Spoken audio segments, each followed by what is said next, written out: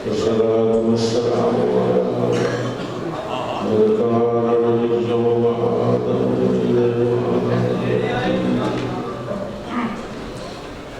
وعلى آله الطيبين الطاهرين وأصحابه المنتخبين. أما بعد فأعوذ بالله من الشيطان الرجيم. بسم الله الرحمن الرحيم. وإنك لعلى خلق عظيم. صدق الله مولانا العظيم وبلغنا رسوله النبي الكريم العظيم. ونحن على ذلك من الشاهدين ومن الشاكرين والحمد لله رب العالمين. درود پاک. اللهم صل على محمد وعلى آل محمد وبارك وسلم.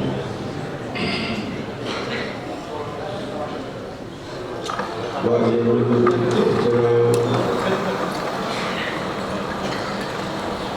حضرات سامعین و حاضرین،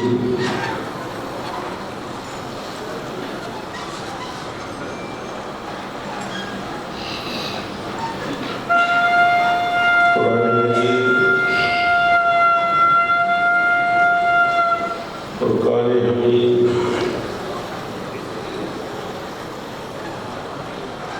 ایک آیت کریمہ تلاوت کرنے کا شرف حاصل کیا ہے.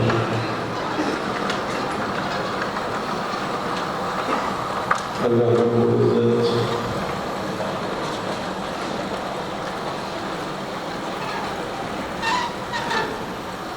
اپنے محبوب کریم کو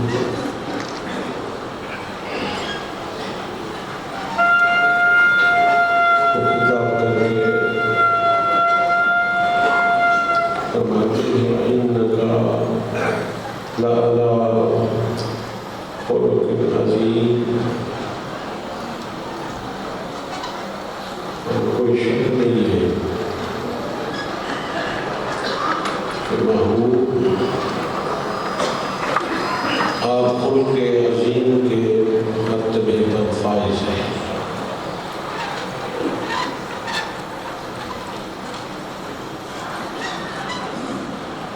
خلق عظیم کیا ہے؟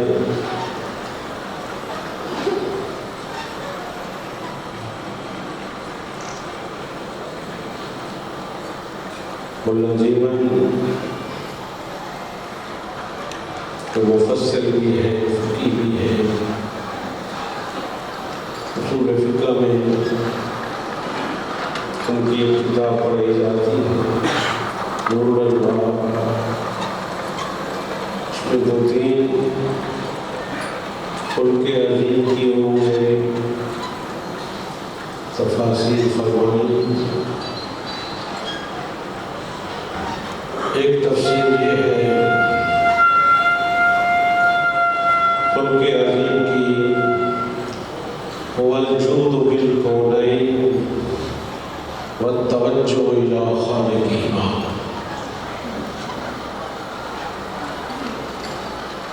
دنیا و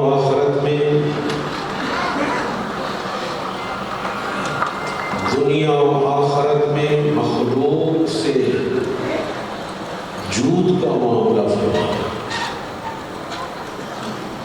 عطا کا معاملہ فرمانا. صرف دنیا میں نہیں بلکہ آخرت میں بھی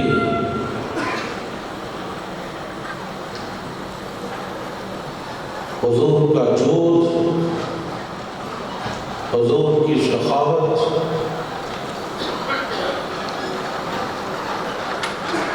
اس کا مظاہرہ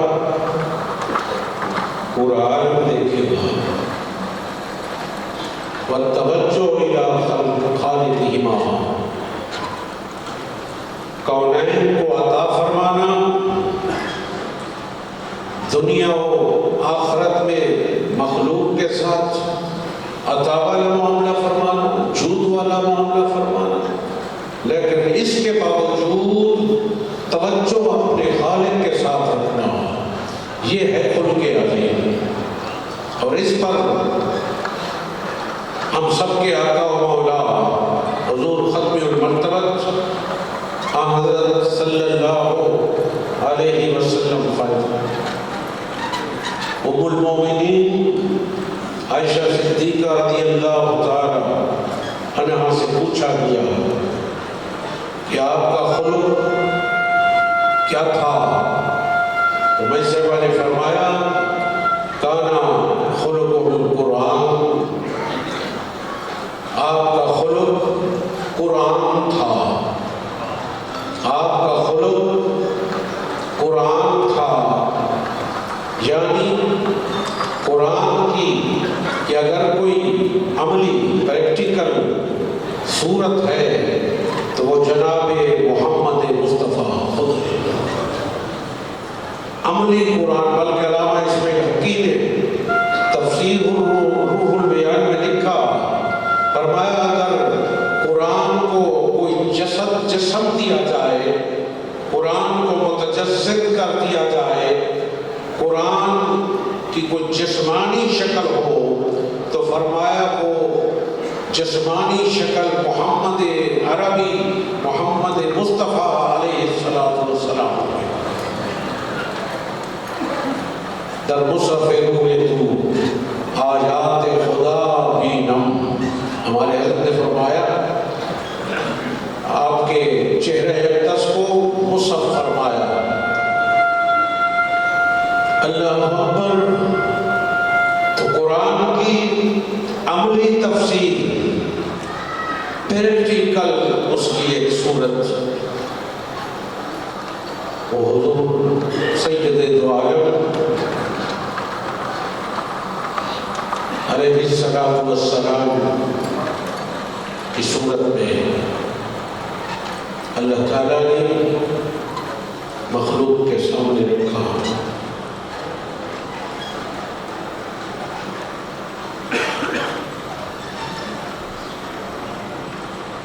اب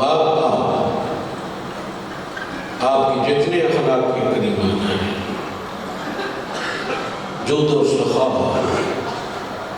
ایثار، لذت و شجاعت، علم، بردباری، صبر، رضا، عفو و درگزر کہ تمام خوبیاں اعلیٰ درجے کی حضرت کی ذات میں موجود ہے۔ میں اب آپ کے آگے حضور قبلہ عالم سیدنا غوث زمان قطب دوران پیر مہر علی شاہ قدس سرہ العزیز کا ملفوظ پاک رکھتا ہوں۔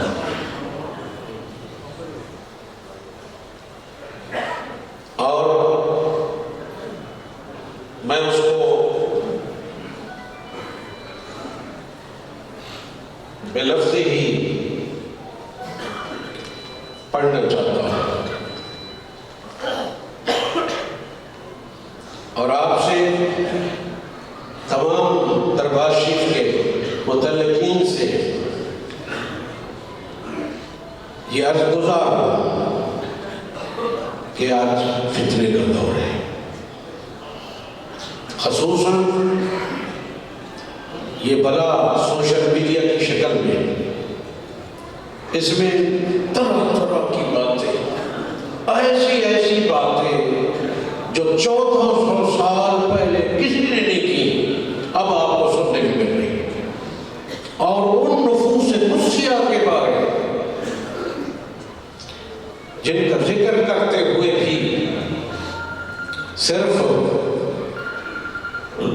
جسمانی ظاہری وضو نہیں چاہیے، قلب بھی صاف ہونا چاہیے. پاکوں کا نام لینے کے لیے بھی زبان بھی پاک ہونی چاہیے, دل بھی پاک ہونا چاہیے. ان کے بارے باتیں تو میں یہ عرض کرنا چاہتا ہوں کہ واحد اس پرفتن دور کے اندر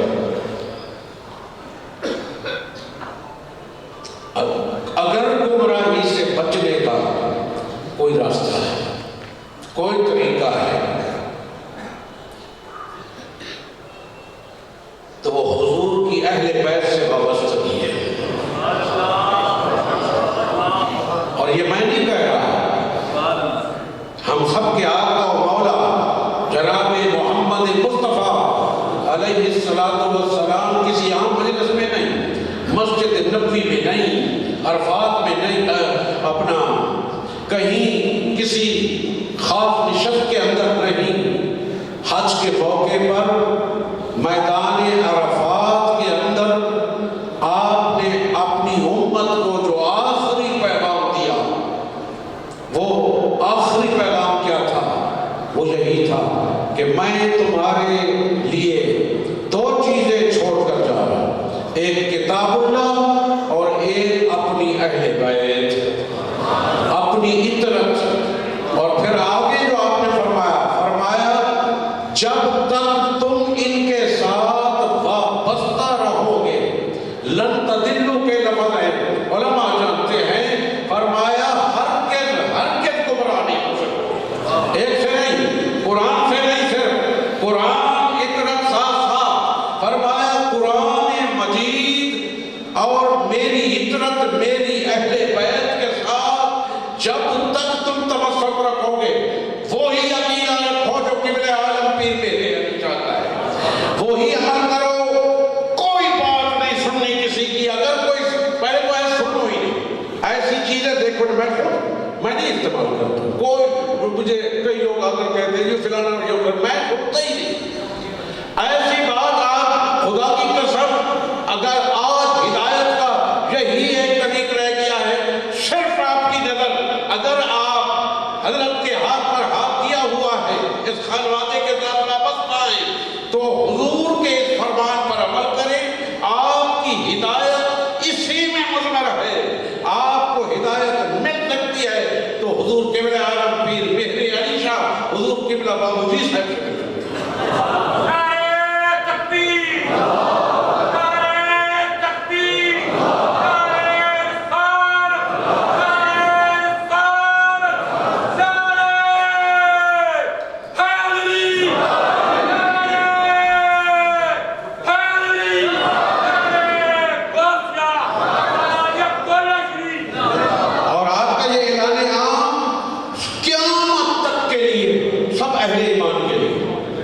یہ یاد رکھیں, سب اہل ایمان کے لیے فرمایا یہ دونوں میری اطرت اور قرآن مجید.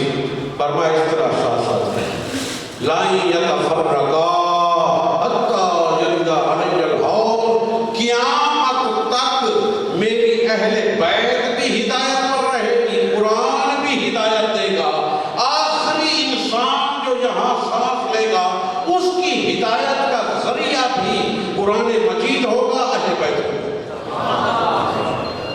اس کے علاوہ کوئی کدھر سے نعرے آ رہے ہیں, کدھر سے پتہ نہیں کیوں باتیں ایسی بالکل کان نہ دھریں نہ کان لگائیں.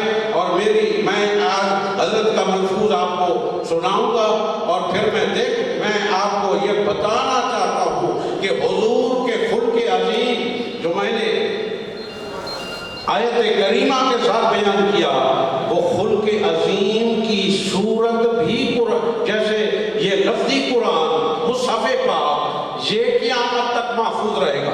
اِنَّا نَحْنُ نَزَّلْنَا الذِّكْرَ وَإِنَّا لَهُ لَحَافِظُونَ. اس کی حفاظت کا جیسے اللہ عز و جل نے ذمہ اٹھایا تو پھر قیامت تک آپ کی ہدایت کا جو ذریعہ ہے, آپ کے خلق عظیم کی قرآن کی جو عملی شکل ہے, پریکٹی شکل, وہ بھی قیامت تک رہے گی. اور حضور کے خلق عظیم کے ساتھ متصف وہ ہستیاں رہیں گی. اور کون ہوں گے وہ؟ حضور کی کی اہل بیت ہوں گے وہ بابو جی ہوں گے، وہ قبلہ عالم پیر میرے علی شاہ ہوں گے۔ جیسے قرآن محفوظ رہے گا، اللہ تبارک تعالیٰ نے اپنی اولاد کے ذریعے سے قرآن جسدی کو، قرآن عملی کو، پریکٹیکل قرآن کو حضور کی اہل بیت کے ذریعے سے محفوظ رکھا ہے۔ کیا وہی رنگ ڈھنگ آپ کو نظر آئے گا، وہی رنگ ڈھنگ نظر آئے گا، وہی جود و سخا، وہی افو درگزر، وہی عصا، وہی ہمدردی، وہی خدمت خلق، وہی پوری امت کا درد، بلکہ امت کا نہیں، پوری مخلوق خدا کا درد، پوری مخلوق خدا کا درد۔ استاد محترم قبلہ مولانا فیض احمد صاحب نے مجھے بتایا کہ حضور قبلہ بابو جی صاحب نے آخر عمر میں کہیں آپ حجامت کروا رہے تھے، تو وہ حجام جو تھا اس کے پاس وہ کنگھی تھی، وہ نہیں تھی۔ آپ فرمایا وہ پہلے علی کنگھی کدھر گئی ہے؟ وہ پہلے علی کنگھی کدھر گئی؟ کہتی اس نے دندانے ٹوٹ گئے تو میں وہ نمی لیا۔ فرمایا نہ چیزاں ٹوٹنی ہیں تے اس کو گڑنے نہیں گڑنے۔ فرمایا پرانی کنگھی لے آؤ، وہ کیا کہے گی کہ میں بابو کی داڑھی میں پھرتی رہی، میں پرانی ہو گئی، مجھے ٹوٹ گیا۔ کنگھی سے ایسا یہ تعلق۔ پھر گاڑی کے بارے آپ فرماتے تھے سردیوں کے موسم، فرمایا اس گاڑی کو اوپر کپڑا ڈالو، یہ کیا کہے گی کہ بابو تو اندر رضائی میں چلا گیا، اس نے تو اپنا بندوبست کر لیا۔ گاڑی کیا کہے گی کہ میں مجھ پر سوار ہوتا رہا؟ بے جان چیز کے ساتھ جن کا یہ تعلق ہے، لجپالی ہے، وہ آپ کے ساتھ کتنی محبت کرتے ہیں، آپ کے ساتھ کتنی محبت کرتے ہیں۔ ان کو سمجھے اور انہی کی طرف دیکھے، انہی کی طرف دیکھے، دائیں بائیں ہوئے تو بس تبھی ہے گمراہی ہے، گمراہی ہے، گمراہی ہے۔ دیکھیں صرف قرآن مجید کو دیکھیں اور حضور کی اہل بیت کو دیکھیں۔ حضور نے جو فرما دیا کہ میرے اہل بیت اور قرآن مجید ہی اب تمہاری رحمت ہے۔ تو میں آپ کے خلق عظیم جو آپ کی اولاد پاک، فطرت پاک کی طرف منتقل ہوئے، حضور قبلہ عالم فرماتے ہیں اور سے سنیں، حضرت صلی اللہ علیہ وسلم کی ذات بابرکات کل موجودات سے ممتاز اور مختار ہے۔ حضرت صلی اللہ علیہ وسلم کی ذات پاک، ذات بابرکات کل موجودات ہر کائنات کی خشک و تر، عرش، کرسی، زمین، آسمان، جو کوئی چیز ہے، حضور کی ذات ممتاز بھی ہے، مختار بھی ہے۔ مختار کا معنی افضل ہے۔ یہ نمبر ہے۔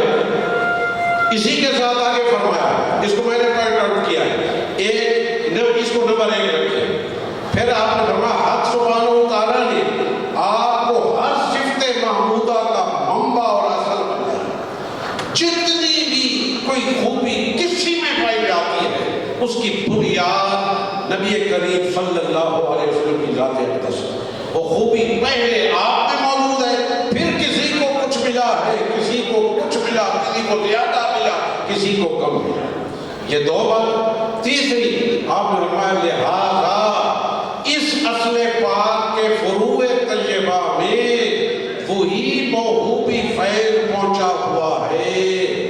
آپ کی نسل پاک کے اندر یہ اللہ کی عطا سے یہ فیض، تمام وہ خوبیاں، کمالات، یہ حضور کے ذات اقدس سے ہوتے ہوئے آپ کی ذریت پاک، آپ کی اولاد پاک میں شفٹ ہوئے، منتقل ہوئے۔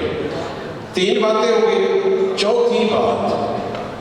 چوتھی بات میں نمبر بار، اس کو میں نے ایک ہی ملفوظ تھا، اس کو میں نے نمبر لگا دیا۔ اس لیے آپ نے فرمایا بوجہ تاثیر بدع نفیہ کہ حضور کی اہل بیت حضور کے جسم اقدس کا حصہ ہے، حضور کا خون ان میں دوڑ رہا ہے، حضور کی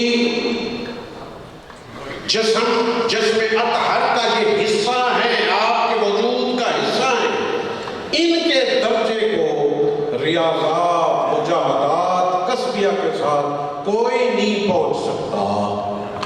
کوئی بھی کتنا چلے گاتا رہے، عمل کرتا رہے، نمازیں پڑھتا رہے، روزے رکھتا رہے، وہ بھی کمال رکھنے والے جو اللہ کی عطا سے اس خاندان شریفہ میں منتقل ہوئے، کوئی آدمی کسب سے، اپنی ریاستوں، مجاہدوں سے ان کا مقابلہ نہیں کر سکتا، اگرچہ وہ عبدالآباد تک بھی صحیح کرتا رہے، کیونکہ جو کچھ ان کو پہنچا ہے بوجہ عنایات کے ہے، نہ بس صحیح صالحات از جانب خود، ان کو یہ جو کچھ پہنچا ہے اللہ کی عطا، محض اللہ کی عطا، یہ وحی فیصلہ ہے۔